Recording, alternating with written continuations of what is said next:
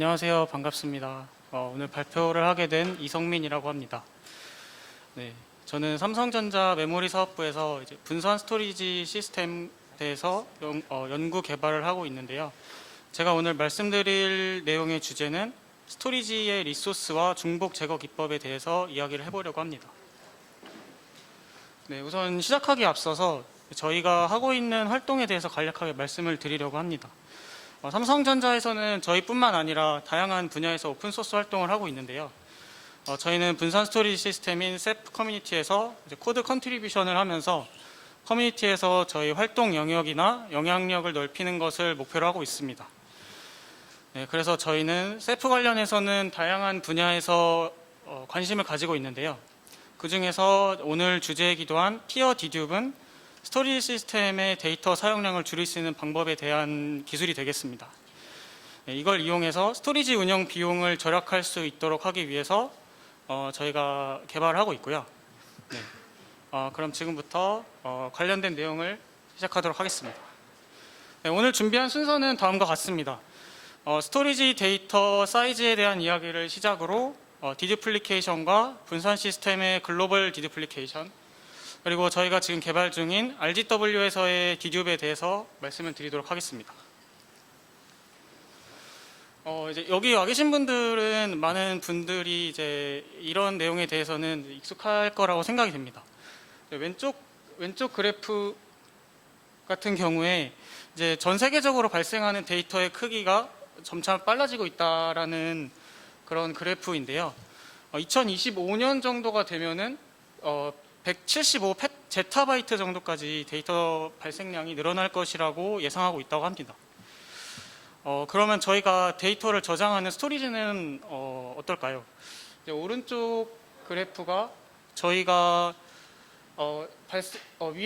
위에 급격하게 발생하는 데이터가 발생하는 데이터의 양이고요. 밑에 이제 완만하게 증가하는 게 저희 데이터 스토리지의 증가 폭이 되겠는데요. 발생하는 데이터를 모두 저장할 필요는 없지만 이제 발생하는 데이터의 크기랑 저장할 수 있는 데이터의 크기가 점점 커지면서 더 많은 데이터를 저장하기 위해서 스토리지의 증설이 필요하고, 그러기 위해서는 더 많은 비용이 필요로 하게 될 겁니다. 네, 그래서 스토리지 용량 증설로 인한 비용을 줄이기 위해서 저장된 데이터 크기를 줄여서 더 많은 데이터를 저장할 수 있는 방법에 대한 요구도 많아지게 되었습니다. 네, 그래서 그럼 저장된 데이터의 크기를 어떻게 하면 줄일 수 있을까요? 대표적으로 데이터 크기를 줄일 수 있는 방법으로는 컴프레션이나 디듀플리케이션 방법이 있습니다. 두 가지 모두 스토리지에서 여유 공간을 늘릴 수 있는 방법인 거는 동일하지만 두 가지 방법에는 분명한 차이가 있는데요. 우선 컴프레션 같은 경우에는 주로 파일 단위로 실행을 하게 됩니다. 압축 알고리즘에 따라서 비교 방법은 조금씩 다른데, 파일 내부에서 반복되는 패턴을 인식을 한 다음에 새로운 패턴으로 파일을 정의를 하게 됩니다. 네, 지금 보시는 것처럼 파일이 문자열이라고 치면은 글자 단위로 데이터를 비교하게 되고요. 중복된 컨텐츠를 새로운 형태의 컨텐츠로 새롭게 생성을 함으로써 저장 공간을 줄이게 됩니다. 근데 디듀플리케이션 같은 경우에는 컴프레션보다 좀 더 큰 단위로 청크 단위로 컨텐츠를 비교한다고 생각하시면 되겠습니다. 그리고 컴프레션처럼 파일 내부에서 컨텐츠 비교뿐만 아니라 파일들끼리도 비교를 하면서 스토리지나 파일 시스템에서 글로벌하게 청크를 비교하고 중복을 제거하게 됩니다. 네. 그래서 컴프레션이나 디듀플리케이션은 서로 비슷한 장단점을 공유를 하고 있는데요. 둘 다 중복이 많이 있으면은 스토리지의 저장 공간을 줄여서 비용을 줄일 수 있다는 장점이 있지만, 컴프레션이나 디듀를 하기 위해서 각각의 연산이 필요하고 원본 데이터로부터 그 중복이 제거된 데이터에 접근하기 위해서는 원본 데이터로부터 변환이 필요하다는 트레이드 오프가 있습니다. 네, 두 가지 방법 모두 많은 스토리지 시스템에서 현재 네, 죄송합니다. 네, 두 가지 방법 모두 많은 스토리지 시스템에서 지원을 하고 있고요. 셀프에서도 이 두 가지 방법을 모두 지원을 하고 있습니다. 네, 그럼 오늘 주제인 디듀플리케이션에 대해서도 좀 알아보겠습니다. 디듀를 어떻게 하느냐도 조금씩 차이가 있을 수 있는데요. 일반적으로는 청킹, 그리고 핑거프린팅, 그리고 컴페어링, 스토어링 단계로 분류할 수 있을 것 같습니다. 디듀 하는 과정을 보면 먼저 데이터를 청킹 알고리즘, 원본 데이터를 청킹 알고리즘으로 데이터를 자르게 됩니다. 그러면은 이제 청크가 생성이 되게 되고요. 그 다음에 다른 청크들이 중복이 있는지 비교를 하기 위해서 핑거프린트를 이용하게 되는데, 청크 데이터를 해싱해서 핑거프린트를 생성을 합니다. 생성된 핑거프린트는 청크에 대한 정보가 있는 핑거프린트 인덱스라는 이 테이블에 저장이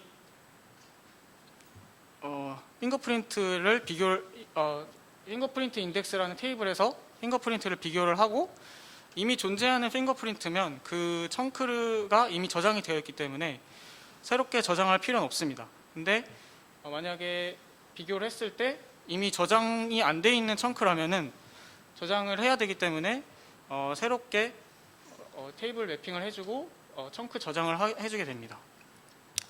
그래서 데이터의 모든 청크에 대해서 이런 과정을 반복해서 이제 오브젝트나 파일에 대해서 디듀를 할 수가 있습니다. 네, 그럼 이제 로컬 환경이 아니라 셀프 같은 분산 스토리지 환경에서 동작하는 글로벌 디듀플리케이션은 어떻게 하는지에 대해서 알아보도록 하겠습니다. 전에 먼저 셀프에 대해서 간략하게 소개를 하려고 하는데요. 셀프에 대해서 들어보신 적은 있으실 것 같은데, 오픈 소스 분산 스토리지 시스템이고, 오픈스택에서도 백엔드 블록 스토리지로 굉장히 널리 쓰이고 있습니다. 분산 스토리지 시스템이 서버 여러 대가 네트워크로 연결되어 있는 그런 구조를 말하는데요. 그림에서 보시는 것처럼 셀프는 이제 오브젝트나 블록, 파일의 세 가지 인터페이스를 모두 지원을 하고 있습니다. 그리고 높은 성능보다는 이제 스트롱한 컨시스턴시나 정확성을 굉장히 중요시하고요. 그래서 성능에 대한 지적이 많이 있는데, 그럼에도 불구하고 셀프는 뭐 리플리케이션이나 뭐 크래시가 발생했을 때 항상 스트롱 컨시스턴시를 최우선으로 하는 그런 스토리지가 되겠습니다. 네, 그러면 셀프 같은 스토리지에서는 어떻게 디듀를 할 수 있는지 좀 알아보겠습니다. 분산 환경에서도 이제 로컬 환경에서와는 크게 다르지는 않은데요. 분산 환경만의 특성으로 인해서 몇 가지 제약이 생기게 됩니다. 스토리지 규모가 커졌을 때 스케일링에 대한 문제가 생길 수가 있고, 디듀이 된 오브젝트와 기존 스토리지 기능과의 호환성 문제도 생길 수 있고, 그리고 디듀 자체로 인한 성능 문제도 발생할 수가 있었습니다. 그래서 저희가 이런 이슈들을 각각 여기 있는 더블 해싱, 셀프 컨테인드 오브젝트 구조, 그리고 셀렉티브 기반의 포스트 프로세싱을 이용해서 해결할 수 있었는데요. 이게 이제 뭐 기존에는 없던 번뜩이는 아이디어를 이용을 해서 문제를 해결한 것은 아니고, 셀프의 기존 동작이랑 특성들을 최대한 이용해서 아이디어를 얻고 거기에서 문제를 해결할 수가 있었습니다. 네, 하나씩 보도록 하겠습니다. 네, 첫 번째 문제로 핑거프린트 인덱스의 스케일링에 대한 문제입니다. 네, 청크를 대신할 수 있는 핑거프린트에 대해서 이제 해당하는 청크가 어디에 저장되어 있는지, 그리고 이 청크의 주소를 저장한 테이블을 핑거프린트 인덱스라고 하는데요. 그림에서처럼 여기 청크 0번의 주소가 이제 청크 스토어에 0번에 저장이 되어 있고, 청크 2번의 주소가 청크 스토어에 1번 주소에 저장되어 있다, 이런 식으로 기록을 하는 테이블이라고 보시면 되겠습니다. 네, 이런 식으로 청크가 저장된 곳에서 청크의 위치를 알기 위한 매핑이 필요한데요. 그래서 기존에는 디듀를 하고 나서 생성된 청크에 대해서 핑거프린트 인덱스를 저장하기 위한 별도의 저장 공간이 필요했습니다. 그래서 디듀를 하는 오브젝트의 개수가 늘어나게 될수록 이제 핑거프린트 인덱스의 크기도 따라서 커지게 되고요. 핑거프린트 인덱스가 계속 커지게 되면 이 테이블을 이제 메모리에 모두 올려놓지 못하기 때문에 핑거프린트의 위치를 여기에서 탐색하는 데에도 시간이 굉장히 오래 걸리게 됩니다. 네. 그리고 셀프가 이제 분산 스토리지 환경이다 보니까 핑거프린트 인덱스 정보가 한 곳에만 집중되지 않고 어떻게 하면 고르게 잘 분산을 시킬 수 있을까에 대한 고민도 하게 되었습니다. 네. 그래서 핑거프린트 인덱스의 스케일링 문제를 해결하기 위해서 더블 해싱이라는 방법을 생각하게 되었는데요. 셀프에서는 이제 오브젝트의 저장 위치를 결정하기 위해서 크러쉬라는 수도 랜덤 알고리즘을 이용하고 있습니다.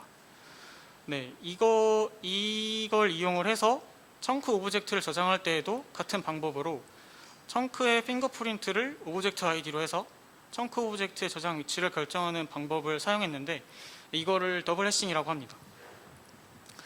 네, 더블 해싱을 이용해서 이제 앞에서처럼 청크의 주소를 저장하기 위해서 핑거프린트 인덱스를 따로 저장하지 않아도 되고요. 해시 계산을 이용해서 데이터의 위치를 결정할 수가 있게 됩니다. 네, 지금 여기 보시는 것과 같이 오브젝트가 6개가 있는데 오브젝트 1, 2, 3은 같은 컨텐츠를 가지고 있습니다. 그래서 지금 이 상태로 각각의 클라이언트가 오브젝트를 저장하게 되면 이 오브젝트 1, 2, 3은 같은 내용을 가지고 있지만 모두 잘 분산이 되어서 똑같은 내용을 가지고 저장이 되게 됩니다. 근데 이 상태에서 오브젝트 1, 2, 3에 대해서 디듀블 하게 된다면 세 개가 모두 같은 컨텐츠를 가지고 있기 때문에 같은 핑거프린트를 가지게 될 것이고 같은 오브젝트 아이디를 가지게 됩니다. 그래서 한 번에 더 해시를 통하게 되면은 모두 같은 스토리지 위치를 가리킬 수 있기 때문에 이런 걸 통해서 핑거프린트 인덱스의 스케일링 문제를 가질 수 있는 것을 해결할 수가 있었습니다. 네. 두 번째 이슈로는 디듀비 된 청크 오브젝트가 이제 분산 스토리지의 여러 기능과 호환이 안 되는 문제가 있었습니다.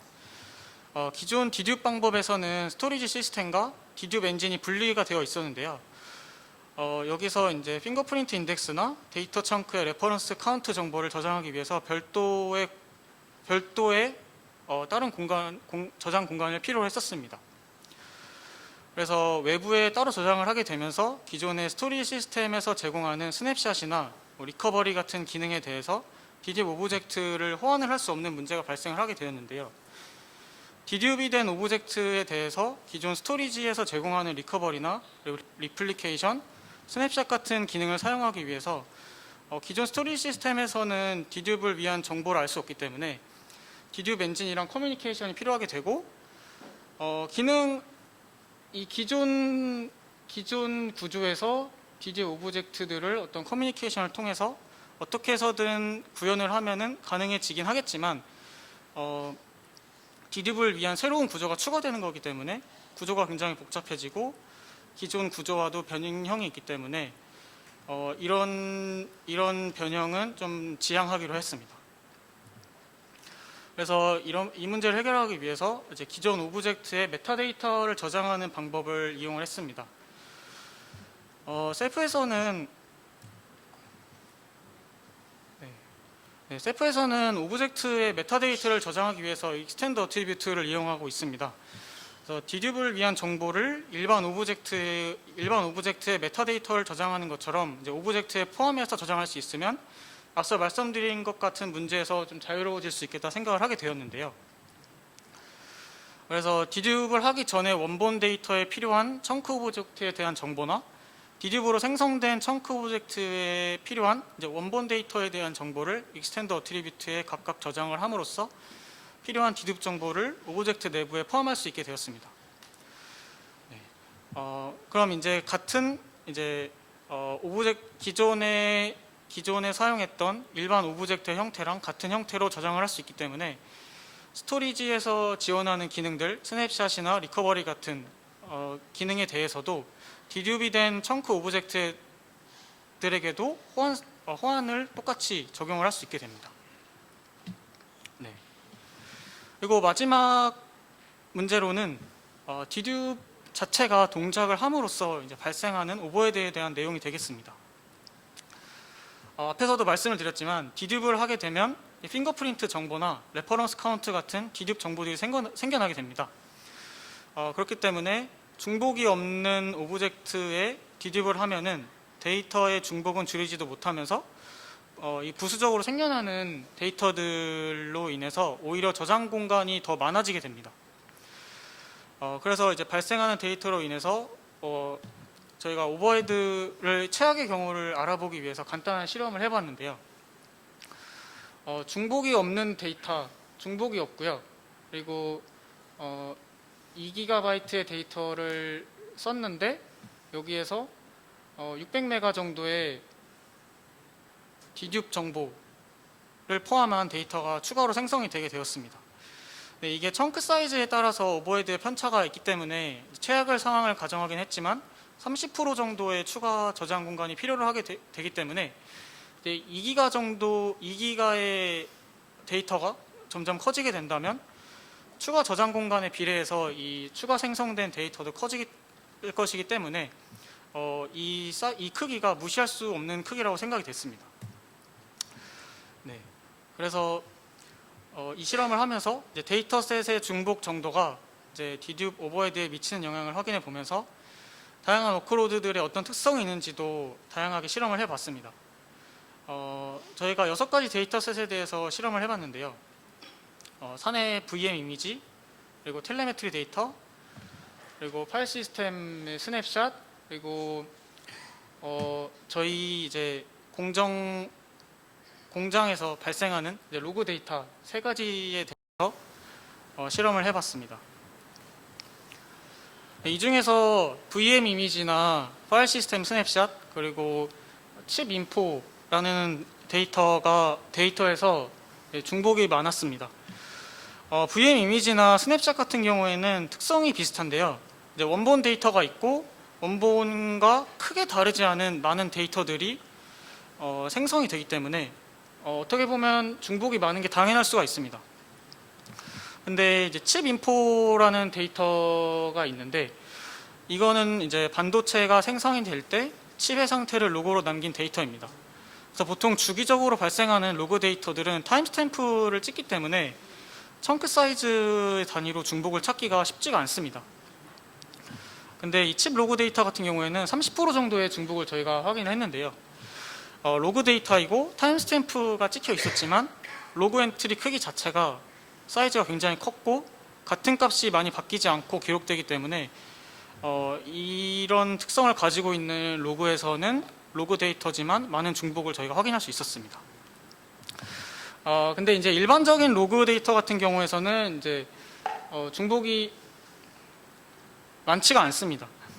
네, 지금 여기 밑에 있는 애들이 이제 로그 데이터들이랑 이미지 데이터인데요. 이 로그 데이터 같은 경우에는 텔레메트리, 저희 서버에서 뽑은 텔레메트리 데이터랑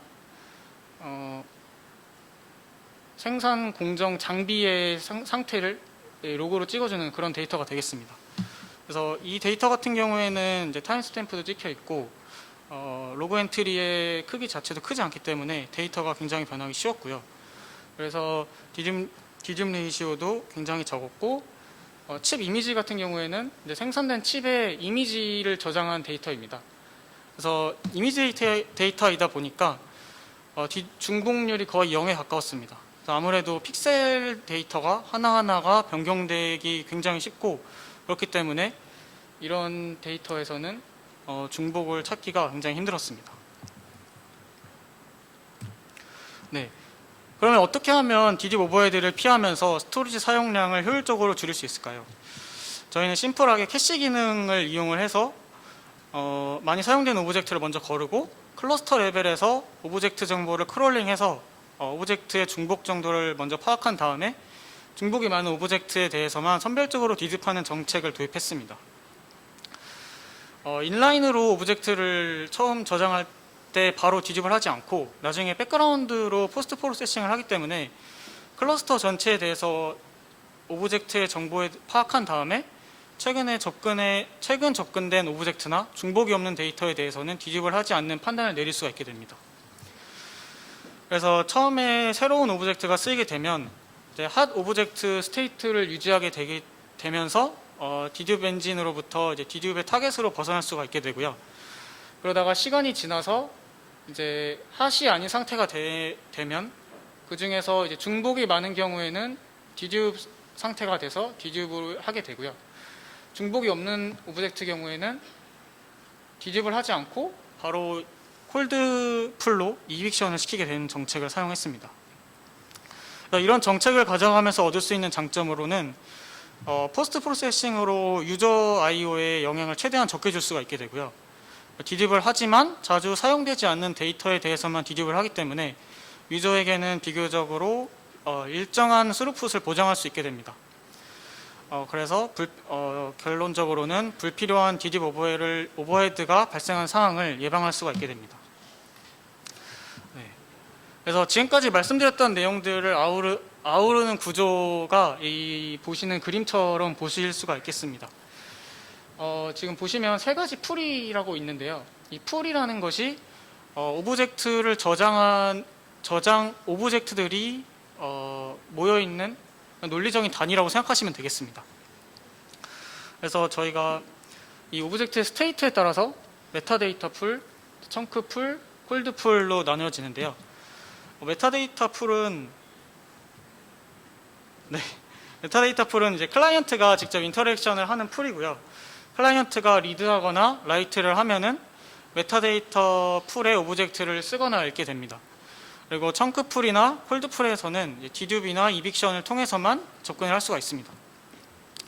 그래서 메타데이터 풀에 지금 오브젝트 1이 있는데 이 오브젝트는 핫스테이트의 오브젝트고요. 그래서 청크 풀에 아무 데이터가 없고 데이터가 캐시되어 있습니다. 그래서 클라이언트가 오브젝트 1을 리드하면은 여기서 바로 리턴을 해줄 수가 있습니다.